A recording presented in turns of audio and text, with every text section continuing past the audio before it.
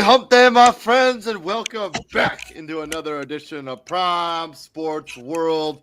On today's episode of the show, we're going to give you our full Week 8 recap, which included some barn burners on this frame, as we had some really good games this past weekend. And then we're going to give you our preview for week number 9. But the playoff rounds have already been completely locked up. As to who the teams that we know who's going to the playoffs. There's not going to be any drama, unlike last year where we had some seats to be decided at towards the end. But we know who the 4 playoff teams are going to be. This is just going to be going down to seeding as we wind down to the end of the regular season here at the UFL. This is Prime Sports World. My name is David On Point Helping. There's my co-host, Mr. T.J. Hopkins. Please like, share, and subscribe to the podcast as we try to be the #1 hub for all things UFL. We also have some links in the comment section to our websites where you can see any of our past broadcasts along with some of our articles. If you go check out that stuff over there on the side, on the comment section, on Facebook, YouTube, and on the Twitch. But happy Wednesday, TJ, man. I had to run the heat this morning. It's a little bit chilly outside here in Fort Wayne, Indiana. Same here. I mean, it's all perspective, right? I mean, it's not really that cold, but like we've been spoiled. It was like 90 degrees towards the end of last week, and then we go back down into the 50s. It feels like it's like the Arctic. It's disrespectful. It just needs to warm up. But yeah, we're supposed to be like this for a while, so hopefully you all have a happy Memorial Day. Let's start talking about the UFL, TJ, and man, let's talk about the week that was, man. Starting with Friday football, we got the Memphis Showboats getting off the schneid and get their second victory at the hands of my San Antonio Brahmas, as they beat the Brahmas 24-22 as this game went into overtime. And TJ, as I mentioned in our group chat, I love the UFL overtime rules. If you're not aware, it's a best out of 3 2-point conversion competition. Whoever has the most quote unquote 2-point conversions at the end of 3 gets the victory. If it's tied, it goes to immediate sudden death, kind of like how they have in college. I love that overtime rule, but this is a game where I thought the Brahmas were dead to rights after they missed that field goal in the fourth quarter. They were to come back down and get the game-tying field goal with 29 seconds left, tie the game at 20-20. But then Memphis, too much showboats in the overtime frame as they take. I think they converted both of their two of the 3 when it came to the 3-point conversions. San Antonio was only able to convert 1. But yeah, looking at some stats here, it's clear that they still have no idea who's going to be playing quarterback for the San Antonio Brahmas this season or in the future. And Troy Williams for the Showboats was not remotely any good. He wasn't good. They won the game, but he wasn't good in this game. 5 for 11 for 36 yards. 45% completion percentage for Troy Williams. Jalen Jackson, 7 for 61 and a touchdown. As a team, they ran the ball for 152 yards. J.J. Wilson had the best receiving game for the Showboats. On the other side, Kevin Hogan got the start again, but really not a great day at the office for Mr. Hogan. 3 picks, 92 yards passing. The only reason they were in this game is because Jashawn Corbin ran the ball like a man. 25 for 142 yards and a touchdown. And the punter, I think, maybe a tight end, did throw a receiving touchdown in this game to D. Anderson as the Brahmas tried to come back and tie up this game. But just too much showboats in this one as they get their second win of the season for what has basically been a forgettable season for both of these 2 squads. Weren't you the one campaigning for Kevin Hogan to get some NFL burn? Yeah, that's no. That was years ago when he was still like a prospect that had some potential. It wasn't. It wasn't. I don't know what you saw back then. It wasn't happening then. It damn sure ain't happening. I just thought he was pretty. He was pretty good at Stanford for a spell. Like he was he came after Andrew Luck. Like he was fun for a little while, and then reality set in. He was okay. Like he was He was okay. He wasn't But Andrew Kevin, Luck. like, well, first off, I'm not saying that. Second of all, Kevin Hogan was never going to be in the NFL. Period. Period. Like there was nothing enticing about I Kevin mean, he Hogan. he was in the NFL. Let's not get that What twisted. for He was in for the NFL. He what started. for the No, preseason? he started the game for the Cleveland Browns. The Browns, I think, at one point. For the preseason, he started the preseason game for him. No, Right. Yeah. I'm pretty sure Kevin Hogan. I'm pretty sure Kevin Hogan started one game for the Browns when he was in the NFL. I could be dead wrong, but I mean, Yeah. anyways, This was a great terrible game. Like it's two teams that just suck, yeah, and it was dead ass like whose team can suck the most. And if you're San Antonio, like I don't know what more I don't know what more needs to be said about you losing to a team that didn't even have 20 yards passing.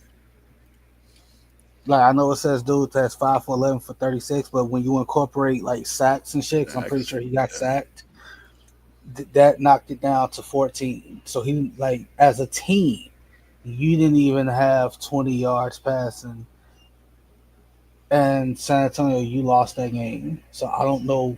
Like this is why I I am mean, up. This is why I'm if you look at upset. stats, if you look at stats, like San Antonio should have won this in a walkaway. I mean, they had 286 total yards of offense. Like this should have been a blowout. Bro, 166 for Memphis. They had 35 minutes of total offense to 25 for the Memphis Showboats. like, They this ran is. 63 plays to 40 for the Showboats. They had 17 first down to 8 to Memphis. How in the world Did do you you lose lose this a game? game where you clearly outplay your opponent? Shout out to Cameron Dantzler, first round pick for the Vikings, I think A 10 couple years years ago now. ago. Yeah, he got a pick 6 in this game, so kudos to him. Like, this is what irks me when they decided to revamp this league and they merged both leagues. Out of all the teams across both leagues, you chose San Antonio to Hey, survive hey, the hey, merger. hey, hey. No, seriously, like you've been ass in both leagues, They right or did go to wrong. they get to the championship game last year. Ramos did. Did they have a shot at winning? Did they have a legit No, shot at winning? they got their yeah, they got their ass kicked in that game, but they did go You there. They made it to the finals. like you can go to the girl house, but did you sleep with her? Yes or no? No. Like goddamn it, like that's that's the end And goal. Kevin Hogan did start one game for Cleveland in 2017. He threw 4 touchdowns to 5 interceptions in that game, So good. or at least, yeah, yeah, so Like good. like like like again, like bro, like it's like you got teams like Seattle and I'm trying like it's like both of these teams they just struggling, bro. Like it's like what made them decide that out of all the teams they took both teams, Well, both I mean, both leagues, I they merged them. imagine it's because there's not an Is NFL team is in it that market. logistics? Is it legit? Like it doesn't. It can't be If I logistics. was a bet if I was betting, I bet that they have no NFL team in their market is why. But That's not I a mean, good I don't argument. know for sure. I don't know for sure if that's it because we have other teams that have NFL teams in their market. I mean, we Like have Houston, like Panthers who have Houston. Houston Defenders, DC. Hey, that's not a good argument. I mean, but as I said, I mean, these are the two teams that are going to be part of the UFL in the long haul. Like they're not going anywhere, but I mean, this is a bigger. We'll talk about a lot more of this when we come to the offseason stuff. But like the quarterback play in the UFL just isn't good enough right now. Period. No, it's not consistent at all. Yeah, I mean, it's wildly inconsistent. Like And if you're San Antonio, I mean, if you, the one guy that was AJ McCarron, and if is he retired? I don't know what his no, like. He's just he signed with an NFL team, but I don't know what team that was.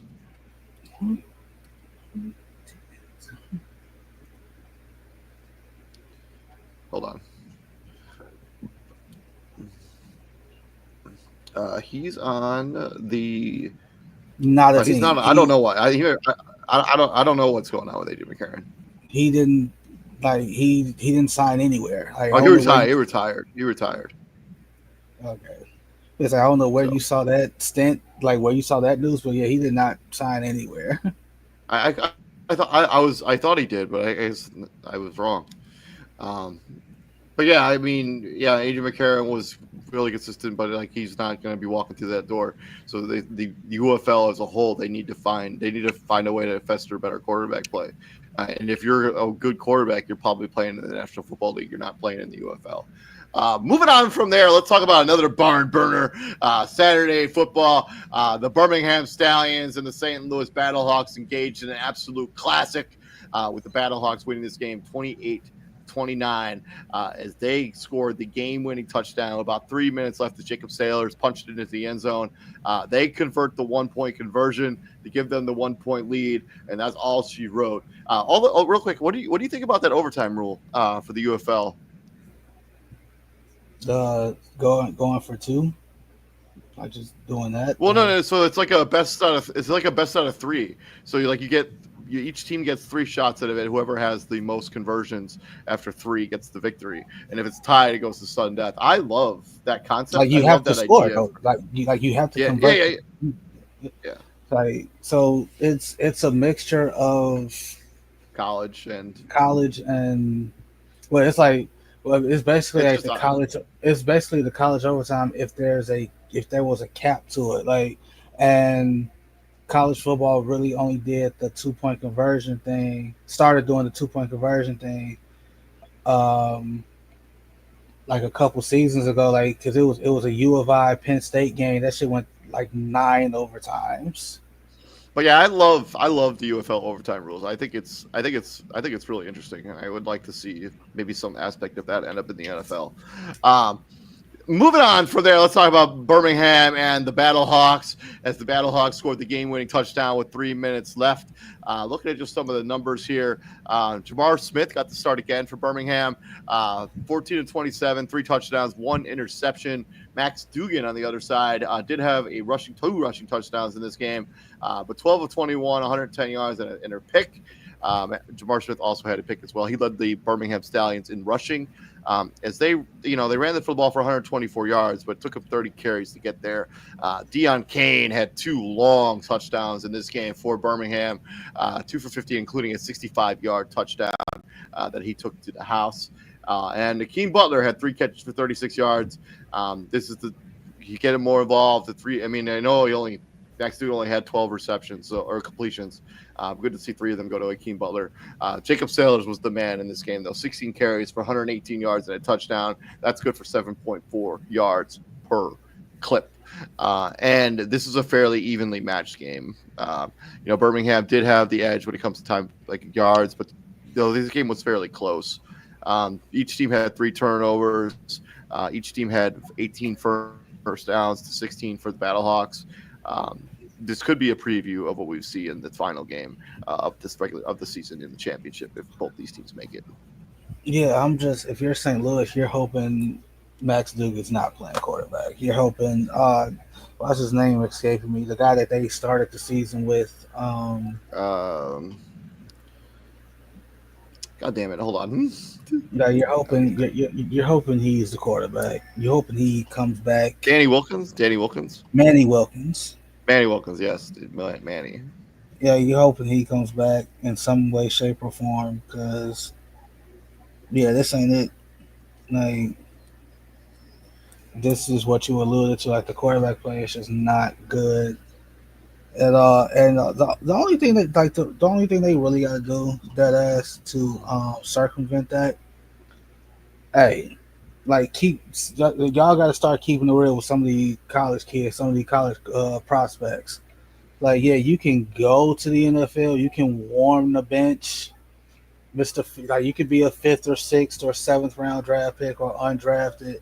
You can sign some pre training camp deal with an NFL team and pray to God you make the final 53, or you can come to this league where you know you're gonna play. Because let's be real, the quarterback play ain't been worth a damn. Start going obviously like if you're a quarterback and you're like invited to the NFL Combine, right?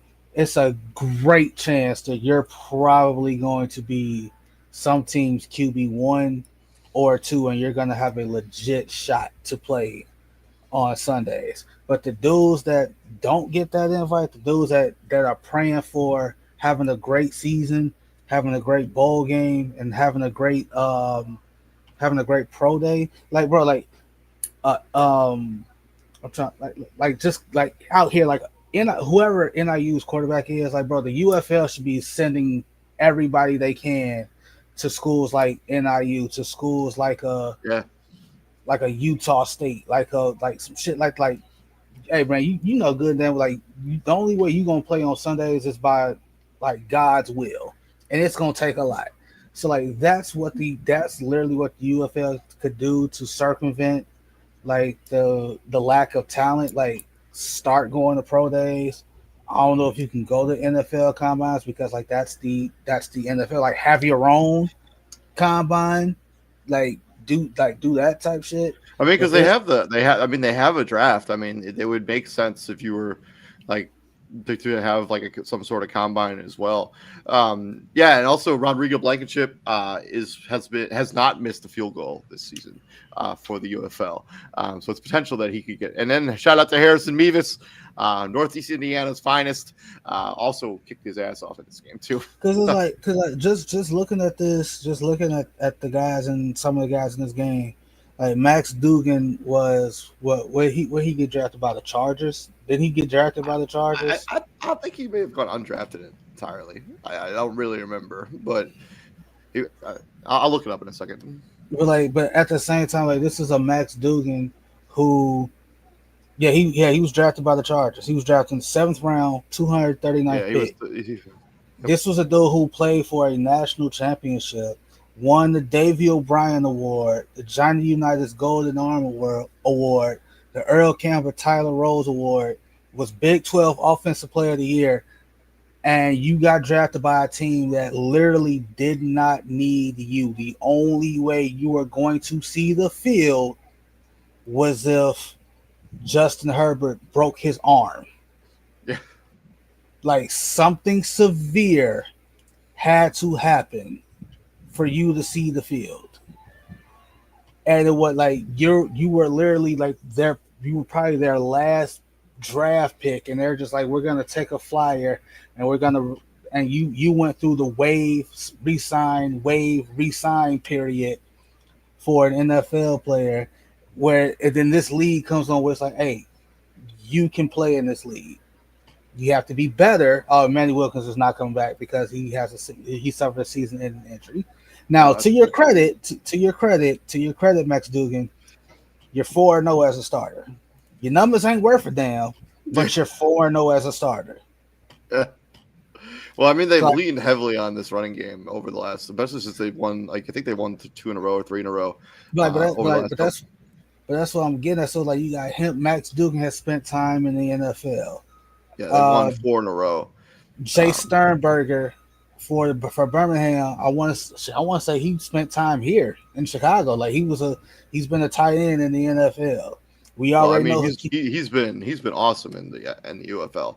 We already know Hakeem Butler's story. Like I want to say Jacob Sailors and Ricky Pearson Jr. spent time in the NFL. So it's Ricky Pearson Jr. for sure was in the NFL. Jay Sternberger played for the Packers and was on Seattle's practice squad, also with the Washington football team and the Steelers, before joining the Stallions in 2023. I'm thinking of J.P. Holtz. That's my bad. So, okay. I won't hold it against you. But it's like looking at some of these names. It's like, yo, you got dudes who've been in the NFL. Like now they down here. So it's to your talent point from earlier. Like the quality of football, truth be told, it should be better. It's like, and if we being honest, like this last 3-week stretch has probably been like the best stretch of football in this league's history. Like I can't remember one bad game over the course of the last 3 weeks. maybe, and it's and I'm pretty sure there's at least one. I mean, I'm There, sure there. there's been one. But yeah, but I mean, talk about like a competition base, like this standpoint, like there's just been really competitive football over the last month or so. Matter of fact, what was it? What was Outside that of one maybe the game where it was like a field goal? It was like a field goal game. Like it wasn't like no touchdown score, but like to us that's bad football. But like to somebody who like that type of football where it's just like smash mouth defenses hitting each other, can't know the offense can't. To that person, that's a great fucking game. Like yeah, it's it was the hard hat Renegades Renegades and Battlehawks from two yeah, weeks like hey, ago. that game was It terrible. was 12 to To 6. the Yeah, it was 12-6. That game was terrible. To the to the wrong person. That game was awful. But like you get somebody in here, it's like, hey, that was smash mouth football. That was hard hat, lunch pail. You going Old school, yeah, old school. hard Stacey Like King. it's like somebody loved that game. That was somebody was like somebody watched that was like, you know what? That's football. That's the football I watched growing up. Like that's what football needs to go back to. Somebody loved that 12-6 game. But this Moving right here, on, swinging into this was a great game for what yep. it's worth. Swinging in from there, we'll probably see these two teams lock up again, maybe in the finals, as both of these two teams have locked up playoff spots in their respective divisions. The Stallions in the USFL division and the Battlehawks in the XFL division. Both these teams are going to the playoffs, regardless of what happens here moving forward. To Sunday, where two teams got eliminated from playoff contention in this day.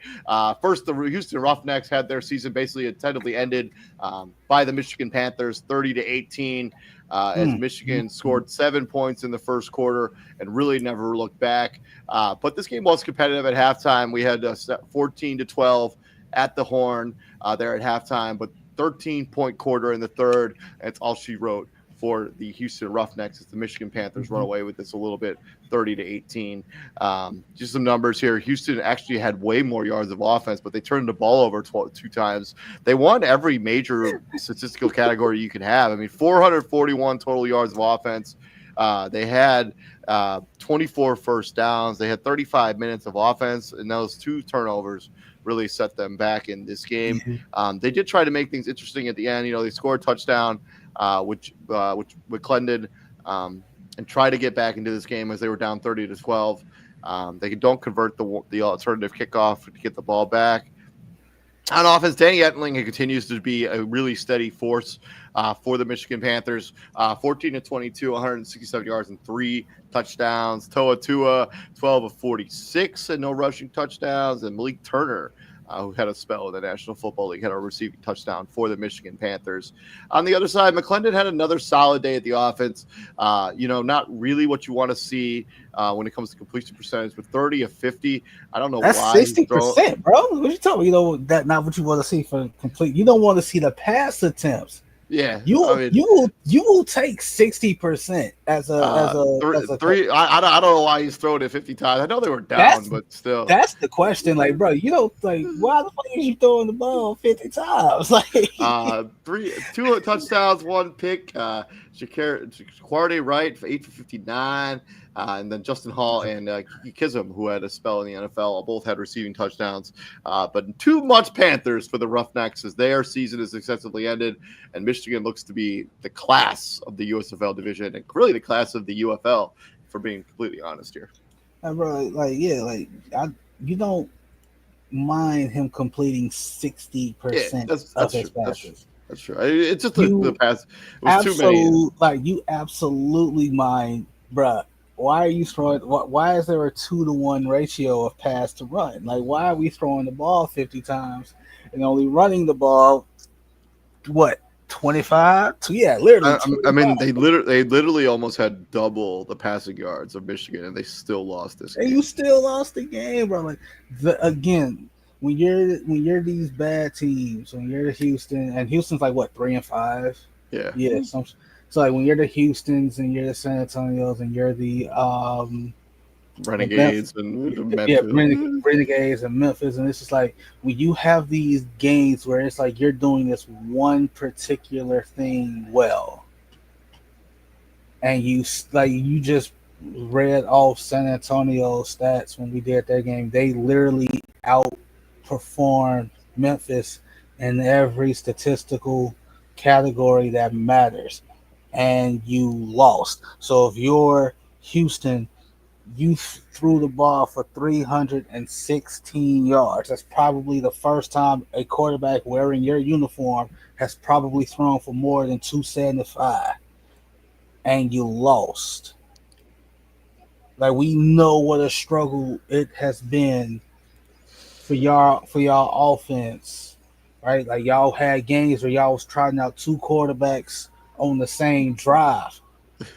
Fuck a quarter, y'all would go one. Y'all same play. Matter of fact, like they get like y'all would go one play with one quarterback, run a new play with the other quarterback. Like, that's how bad it was for Houston. Like, now y'all finally feel like y'all hit on something with McClendon. Like, I pray to God McClendon is back with the Roughnecks next season, and it ain't no question who QB1 is. It's him going away.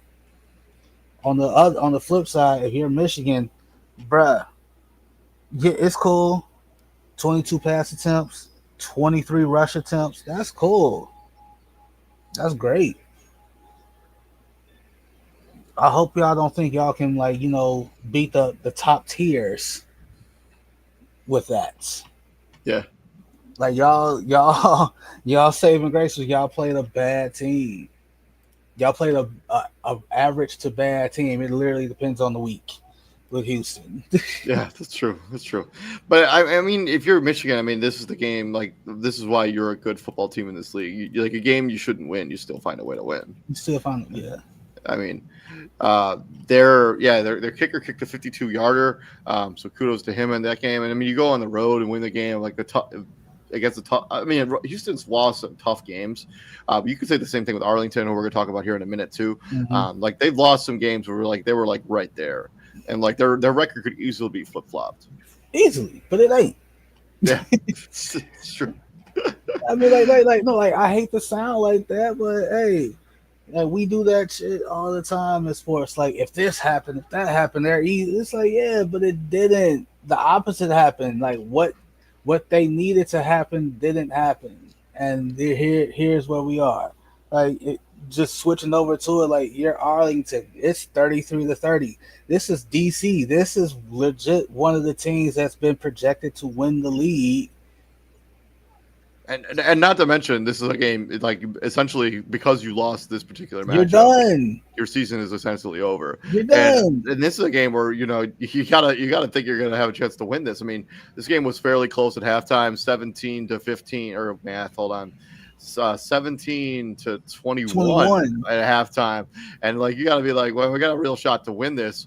And then you And, throw a pick. You throw a pick to seal the game, and it was one of those, like, I don't know what Luis Perez saw. Like, it's one of those, like, is it what were you looking at versus is that just a great play by the DB?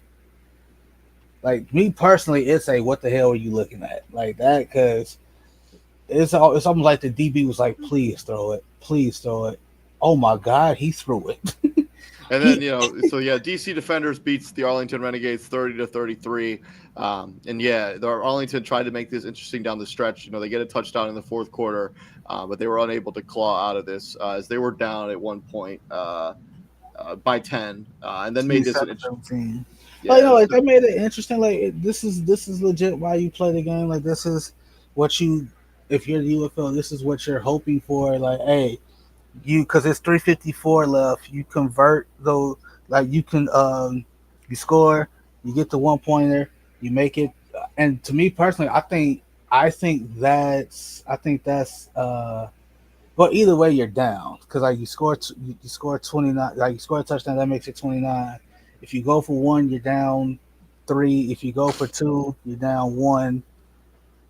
And I mean, there's no real difference between there's down no 1, 2, difference. or 3. 3. Like you still need a field goal regardless. And so yeah, it makes sense in that moment to go for one because there's like you're gonna tie the game up there. Right, so like it's different if it's 32-29 and it's like, hey, hey, get that, Yeah, hey, yeah. 3-point conversion, tie this motherfucker up. And if you don't, you can still do what you did, which is, hey, because by this point, at 354, you make it 33-30. You got to go for the fourth and 12, right? Because you're not giving them the ball back with the chance of them just running the clock out. You have to get that ball back. You get the ball back, and you're like, hey, just you're probably just saying, hey, just at bare minimum, just get the QB, just get the kicker in the field goal range. We're gonna kick this. We're gonna do that. We're gonna go to OT. We're gonna go from there. Yeah, but they did kick this deep, and they did get the ball back. And then obviously Luis Perez threw the interception. And then Jordan Tiamo kind of came back down to earth, 15-26, 57%. Like that's okay. That's okay. But yeah, I mean, DC leaned heavily on their running game in this one. I mean, they had 135 yards rushing in this game, along with 2 touchdowns. Abram Smith, good to see him get back into the pay dirt as well, as he's had a pretty quiet season returning from that Achilles tear. And I mean, this is a game when Arlington. I mean, this is another one of those games. Arlington's had a couple of these where the game has been extremely close, but it just comes down to last minute plays, last minute adjustments, and you end up losing games. And this is a record. It looks 3-5, but they scored a ton of points, and like they put themselves in positions to win games. They just haven't pulled out. They just haven't been able to overcome. They're 3-5, but they have a positive point differential.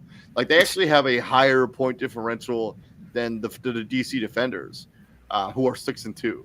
Sorry, what in the Cincinnati Bengals? But never mind. Like Arlington, like they've lost 4 games in a row, but all 4 of their games on this losing streak have been games that could have easily have gone either way. And if you're Arlington, it's like those little mistakes here and there that you got to be kicking yourself about. Like DJ just mentioned, like after you score that touchdown to give yourself be down 3, you got to at least consider going for the UFL rule where you can, take the 2-point conversion, or you can convert the 4th and 12 and keep the football and keep that momentum, as opposed to and I fully understand that. Yeah, they did kick this ball deep and they did get the football back. Then they gave themselves an opportunity to win this game. It's just a bad decision by Luis Perez that ended up costing the game. But like, you gotta. I think, in my opinion, you have to kick. You have to try to get that football back. I would try to get that ball back. Immediately. I mean, you use the UFL rules to your advantage. I don't like because to your point. Has anybody ever tried where I can't remember exactly where that 4th and 12 where you are in the field when you do that 4th and 12? You're basically no man's land. Are you in like fringe field goal range? Has anybody ever tried just cranking out at whatever that distance? I'm just gonna kick the shit out of it. You're basically big face when we need them, right? Like you're basically in no man's land. Like it's like that's basically where you're at. But and to your point, they did get the ball back. They did kick it deep. They got the ball back. But that could have went really, really wrong. Because, say you kick the ball deep and you don't get it back. Say they literally eat up the last 3 minutes and 54 seconds of game clock.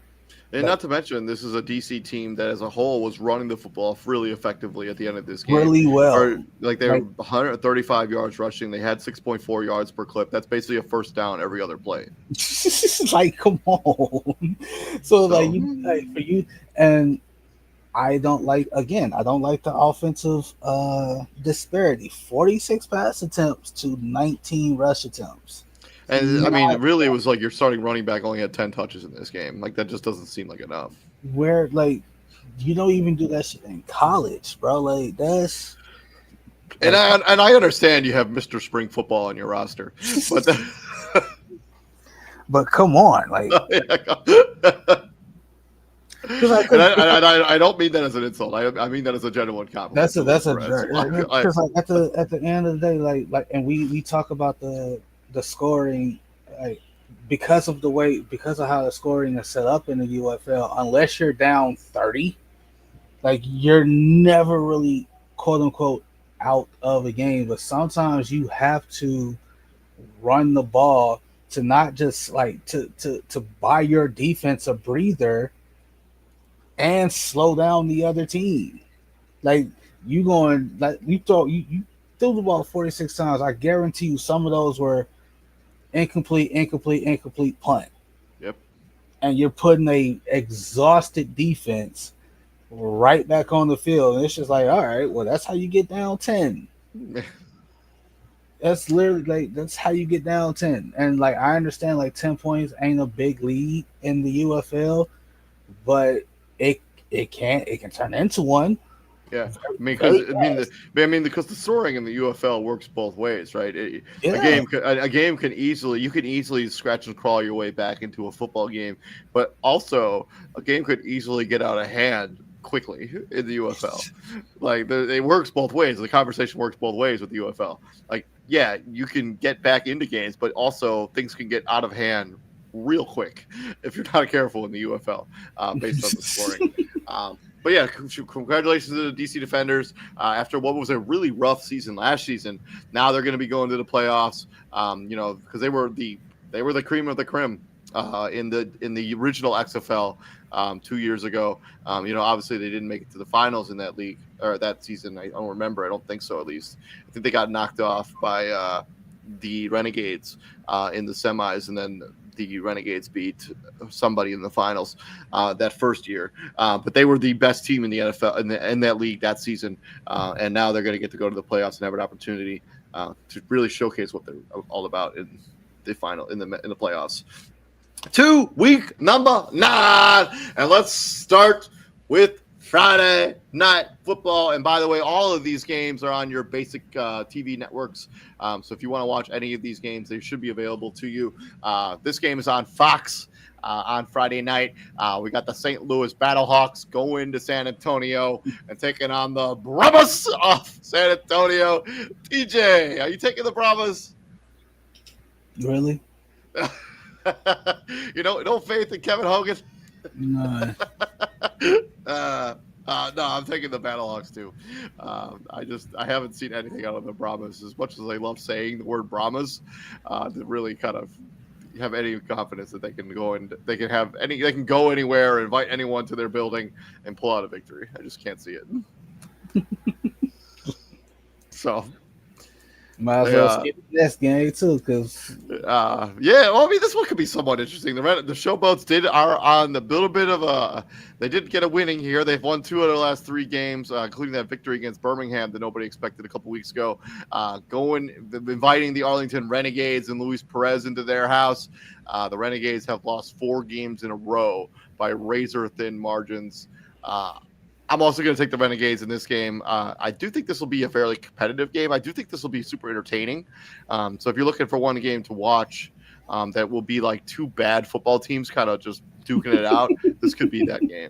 But give me the Renegades. TJ. Who's playing? What the hell happened to Dresser Wynn? Why didn't he play? Is he hurt? I don't know, dude. They went with Troy Williams, and they got the results they got. He completed 5 passes in that game. Yeah, this is ridiculous. 30 yards. This is absolutely ridiculous. Like, give me the Renegades simply because I know who the hell finna be playing quarterback for them. Well, Mr. Spring Football going under center. Like, come on, man. What are we doing? To the 3 p.m. matchup. This one's on ABC, standard ABC. So, turn on your channel 7 if you live in Chicago. Or game of the week. 21 if you're in the Fort Wayne area. But don't watch 21 when you're regularly just doing things, because that's my competition. Anyways, Panthers at 6-2 going into Birmingham for a preview of the semifinals in the USFL division, taking on the Birmingham Stallions at 5-3. Birmingham Stallions obviously lost that most recent game against the Battlehawks, and the Panthers are on a bit of a 4-game winning streak here as they've really rounded into form. TJ, this is Prime Sports World Game of the Week. Who do you got? I'm gonna go with Birmingham at home. So Michigan has won 3 games in a row. I'm gonna disagree with you. I'm gonna go Panthers. I know Birmingham kind of lost a heartbreaker against the Battlehawks, but they haven't been as dominant, and I think the quarterback play hasn't been as good for them over the last few weeks as well. At least with Danny Etling, I kind of know what the Panthers are gonna get on offense from him. I'm gonna go Panthers. I like Jamar Smith. I'm gonna go with them. And then the final game of the weekend. This one is on your Fox affiliate in Chicago, Fort Wayne, wherever you happen to be in the United States. The DC Defenders going in off that fresh victory off the Arlington Renegades, going into Houston and taking on the Roughnecks, a team that just got beat up a little bit against the Michigan Panthers. I'm taking the Defenders. I don't think the Roughnecks are going to play. I know that McClendon's been better, but give me the Defenders. Yeah. I mean, like dead ass, like Jordan Tiamo could probably do what he just did, like 57% of his passing. It was like 15 for 20 something. Like he knows it was a little bit worse than that. He could probably do that again, and they win this game. Like he probably go sub 60%, and they win this game. Well, I imagine that the DC Defenders will run the football. In fact, they'll just continue to run the football. Like I just think that they found a recipe there where they'll run the football effectively, and they'll ask Jordan Tiamo to make plays when they have to. I don't think they'll rely on him to win games. Obviously, if you're Houston, because like it got to a point where Jordan Tiamo, like literally every pass he completed was a downfield shot. Like it was like 20 yards or some shit like that. Or I'm probably thinking of a game last week. It was something crazy like that. So if you're Houston, and to quote Stacey King again, KYP, know your personnel. if you're Houston, and you know that Jordan Tiamu, while he leads the league in touchdown passes, he's not a consistent or accurate passer. So if you're Houston, hey man, I'm putting 8-9 in the box. I want you to run this motherfucker, please. Yeah. Please try to run with 8-9 in the box so I can shut that down. I want Jordan Tiamu throwing the ball more than 30 times. Something interesting is even though San Antonio is the home team for that game against the Battlehawks, Yes. that game was for being played in St. Louis for some reason. Probably weather. You think? I mean, it's not hurricane season. It's just, dude. Texas gets tornadoes too. Yeah, I know. I know, but you can't. They have a hard. I mean, this is 4 days out. They're already like. I think that's super. I don't know. There's no way they moved it because of weather. Like but who knows? Maybe they think it's going to be too hot in Texas to play football. I don't know. I think that's interesting that they're moving. There's also they also play in the dome. So yeah, both teams play in the dome. So like maybe look up why they are. I mean, I if I was a betting man, I imagine the Alamo Dome is being used for something else that weekend. But imagine you would plan for that. You wouldn't allow that to happen. Like, so now San Antonio, I know they stink and it doesn't really matter. But if this was a game where you were like in the thick of it, like if you were in the heart of the playoff competition and you needed this game. What day is that game? Friday, May 23rd.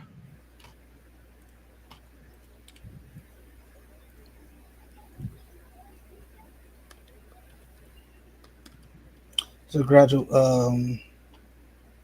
is it really being moved for a college graduation? If so, hey, more power to you. Yeah, I guess. But I just don't think that's. If I was, I know they stink, so it doesn't really matter grand scheme of things. But like, if I was like, if they were a hunt or things, I'd be pretty mad. But anyways, that has been our UFL Week 8 recap, Week 9 preview. Some really good matchups this most recent weekend. Hopefully we keep that momentum going into week number 9. Please continue to like, share, and subscribe to the podcast. This will be the #1 hub for all things UFL. This is Prime Sports World. And TJ, what do we do here at the Prime, my friend? We bring the heat. Yes, sir. We'll be back here next week as we're going to break down week number 9. Keep an eye out for all of our content here at Prime Sports World. Y'all have a good weekend and stay safe out there. TJ, you have a good day, man. Yeah. Peace.